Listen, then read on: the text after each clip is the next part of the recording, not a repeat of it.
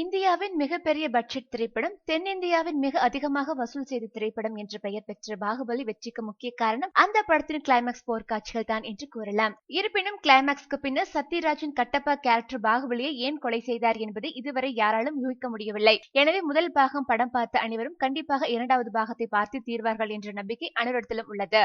இந்நிலையில் பேஸ்புக் மற்றும் ட்விட்டரில் ஆளுக்கு ஆள் கட்டப்பா ஏன் பாகுபலியை கொன்றார் என்பதை தங்கள் இஷ்டத்திற்கு கேலியும் கிண்டலுமாக எழுதி வருகின்றனர். இது குறித்து சமூக வலைதளங்கள் ஏகப்பட்ட மீம்ஸ்கள் உருவாகி கொண்டிருக்கின்றது. இந்நிலையில் ஒரு சிலர் சத்யராஜின் மகனும் நடிகருமாகிய சிபிராஜிடம் உங்கள் அப்பா ஏன் பாகுபலியை கொலை செய்தார் என்பதை சொல்லுங்கள் என்று கேட்டுள்ளனர்.